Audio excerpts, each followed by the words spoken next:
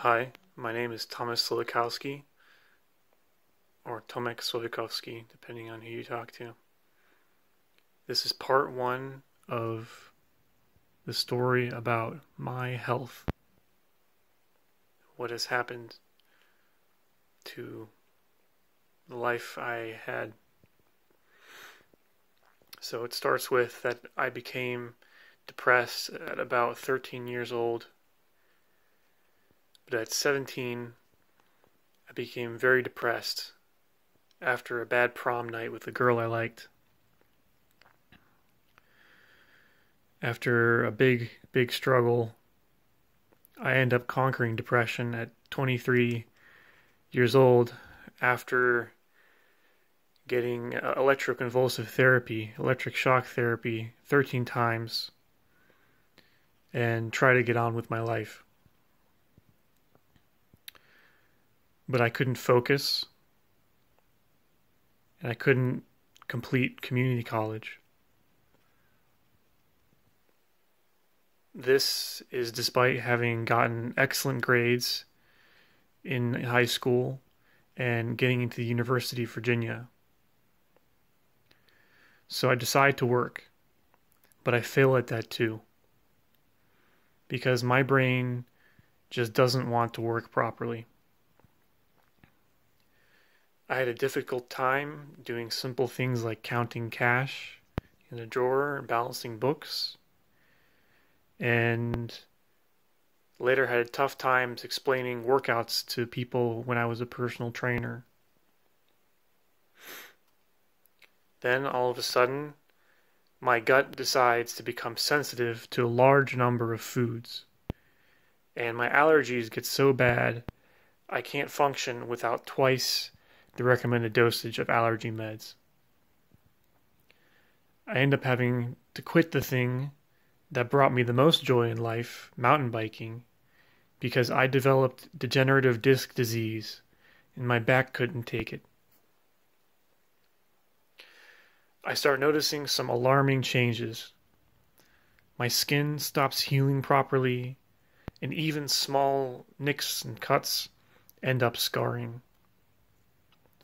My body temperature lowered to about 96, and it barely went up even when I was sick. I start getting strangely sick from the allergy desensitization therapy and flu shots I was having, and I consulted many doctors, but none of them knew what was the cause. I decided to look at new research for answers. I did a lot of reading and research of scientific papers and biology, as well as a book called Epidemic of Absence by Moises Velasquez-Manov. The book was particularly influential. It detailed how disorders of the immune system have a link to the organisms living in our bodies called the microbiome. I also learned that chronic inflammation has become a focal point in mental health research and already is known to be the cause of many chronic conditions. It really started to look like I may have a problem with the microorganisms in my gut called dysbiosis. I started taking probiotics, some of the best available and clinically studied. My gastroenterologist even recommended them. I spent lots of money. After a year, no improvements. I investigated further and decided to do some lab testing to see if I did have signs of inflammation and dysbiosis. The signs were there. Urine organic acids testing confirmed abnormal tryptophan metabolism with elevated kynurenine and quinolinic acid, and 16S rRNA sequencing confirmed low levels of clinically studied beneficial bacteria and their metabolites. I talked with a doctor about a plan. We would remove the unwanted bacteria by using antibiotics, and we would then replace them with probiotics. I was prescribed Cipro. I took 1 dose before bed, and 4 hours later, my life changed dramatically. I woke up having trouble breathing and felt extremely weak. I went to the hospital by ambulance, but doctors were unable to find out what was wrong, and after a short recovery, they sent me home. I later learned that Cipro is known to cause DNA damage and has resulted in permanent harm to people's nervous systems and permanent psychiatric symptoms. I ended up spending about 2 weeks in a psychiatric hospital because of how terrible the effects on my body were. The weakness was so severe, I had to be in a wheelchair for a couple weeks. The psychiatric effects were something I never recovered from. It's difficult to describe, but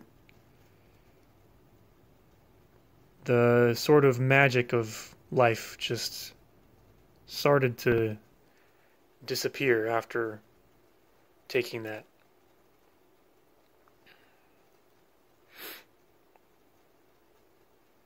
For about a year, I struggled with the effects. I ended up seeing a clinical geneticist who diagnosed me with a metabolic condition of unknown origin. I had a long record of adverse reactions to medicines and joint hypermobility, which were significant in making the diagnosis. The next thing that happened requires extra explanation that I will go over in another video. But the important event was I took the medication Celebrex that ended up causing even more damage. It made me feel weak and caused thousands of little bloody marks to develop across my torso. The very top part of my skin started to peel. But the worst effect was to come after about 2 weeks. I lunged at my mother after I heard her saying things I didn't like to my sister on the phone. Shortly afterwards, I began hallucinating and having delusions, despite taking medications to prevent it. They were extremely vivid, mostly visual hallucinations, as well as intricate delusions, like that I had contracted a disease. In my delusional state, I drove to Washington, D.C. to try and find a cure for my disease. I ended up in a psychiatric hospital once again. In the hospital, another side effect of Celebrex showed up. My gut started hurting. Because of the psychiatric effects of Cipro and now Celebrex, my anxiety was very high, and I was looking for anything to stop the cascade of problems I was having.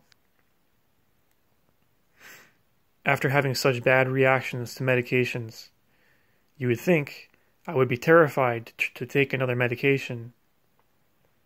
But in my psychotic state, I was unable to think clearly.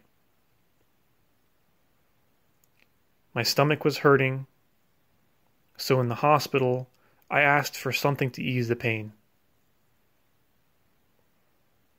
I was given the drug Protonix.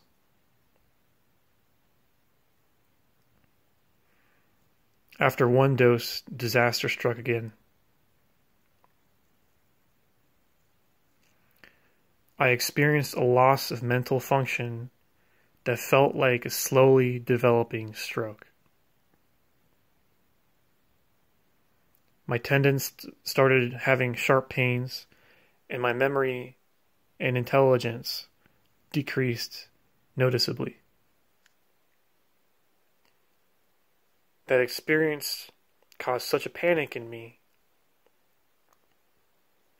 I was never able to recover from it. My dreams of going to school and getting a degree and being independent and even having a family felt like they were slipping away. It felt like an important part of me died. And I scrambled to find anything that might return me to what I was before. Furthermore, my bowels really started to hurt. A gooey mucus was coming out of my stool. I was panicked. I was fed up with the pharmaceuticals and the doctors. I trusted no one but myself. So I revisited my research and decided I was going to try to end this madness by attacking what I thought was the root of my problem: the diseases caused by dysbiosis of the gut.